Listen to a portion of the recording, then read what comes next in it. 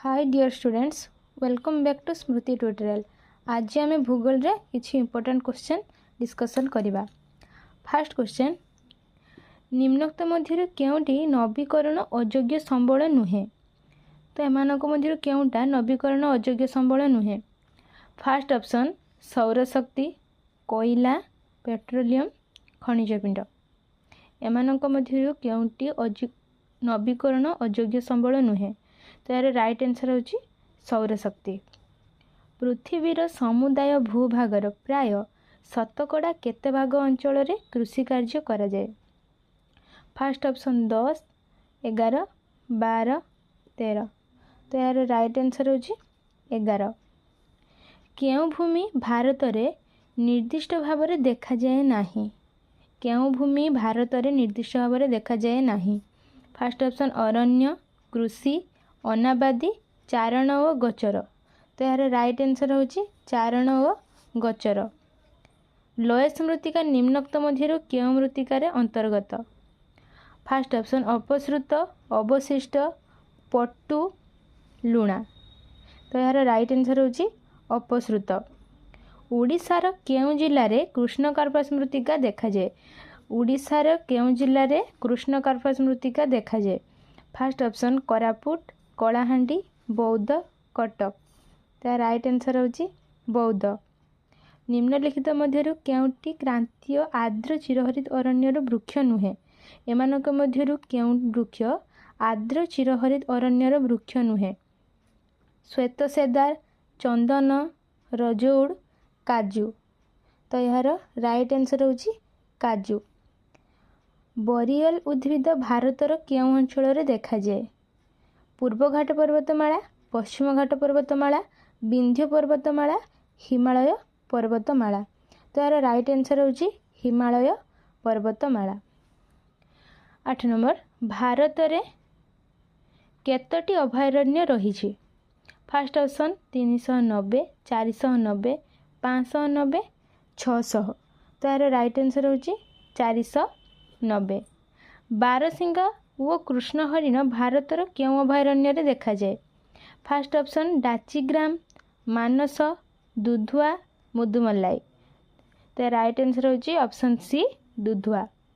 Bounce नली साहाय्य प्राय केते लिटर पानी प्रभावित होता है? बाउंस नली साहाय्य प्राय केते लिटर पानी प्रभावित होता है? फर्स्ट ऑप्शन 18 रु 20, 20 रु 25, 25 रु 28, 28 रु 30। तो यार राइट आंसर होची 18 रु 20। हीराकुद नदीबंध योजना केउ नदी रे कार्यकारी होईछि? हीराकुद नदीबंध योजना केउ नदी रे कार्यकारी होईछि? फर्स्ट ऑप्शन महानदी, ब्राह्मणी, बैतरणी, बुढ़ाबलंग। तो यार राइट आंसर होछि महानदी। कुड्रमुख खଣି केउ पर्वतमाला रे अवस्थित? फर्स्ट ऑप्शन पश्चिम घाट, पूर्व घाट, नीलगिरी, विंध्य। तो यार राइट आंसर होची पश्चिम घाट। निम्नलिखित मध्यरु केउ शक्ति खनिज रे अंतर्भुक्त नुहे? एमानक मध्यरु केउ शक्ति खनिज रे अंतर्भुक्त नुहे? कोयला, लुहा, पेट्रोलियम, प्राकृतिक गैस। तो यार राइट आंसर होची लुहा। छिद्र चूना पत्थर व बालुका पत्थर केउ खनिजटी थाए? छिद्र चूना पत्थर व बालुका पत्थर रे केउ खनिजटी थाए? फर्स्ट ऑप्शन अभ्र, ब्रोमीन, पेट्रोलियम, कोयला। तो यार राइट आंसर होची पेट्रोलियम। निम्नोक्त मध्य केउ तैल विशोधनागारटी सर्वपुरातन?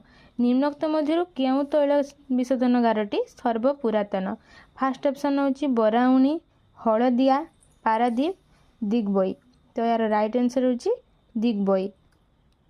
केउटी उदारीकरण नीति रे अंतर्भुक्त? फर्स्ट ऑप्शन लाइसेंस फी छाड़, एकचाटिया वाणिज्य, टैक्स उच्छेद, बहुराष्ट्रीय कंपनी को स्वाधीनता। तो यार राइट आंसर होची एकचाटिया वाणिज्य। आम देश रे केउ सेवा क्षेत्र परिसर वृद्धि पाई नाही? आम देश रे केउ सेवा क्षेत्र परिसर वृद्धि पाई नाही? बीमा, डाक, स्वास्थ्य, बैंक। तो यार राइट आंसर होची स्वास्थ्य।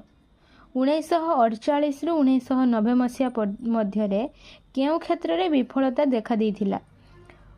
औद्योगिक, वैज्ञानिक, घरोई उद्योग, शिल्प। तो यार राइट आंसर होची घरोई उद्योग। केउंटी विकासोन्मुखी देशर मुख्य समस्या अटे? फर्स्ट ऑप्शन जीवन यापनर मान निम्न, निम्न आय, दारिद्र्य, जनसंख्या वृद्धि। तो राइट आंसर होची जनसंख्या वृद्धि।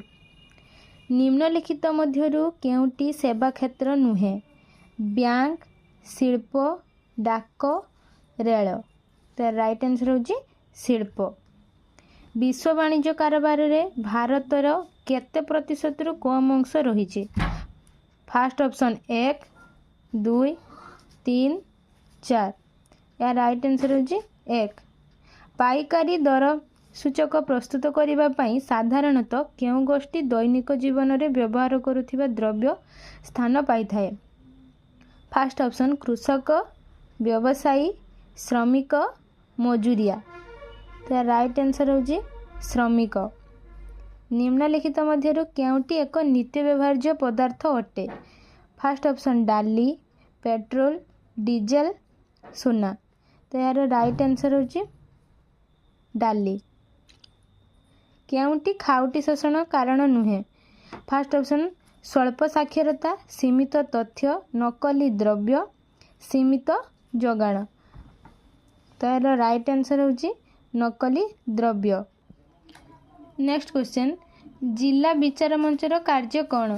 फर्स्ट ऑप्शन आईन प्रणयन, खाउटी सुरक्षा, मुद्रागत प्रतिकार, दर वृद्धि नियंत्रण। तो राइट आंसर होची खाउटी सुरक्षा।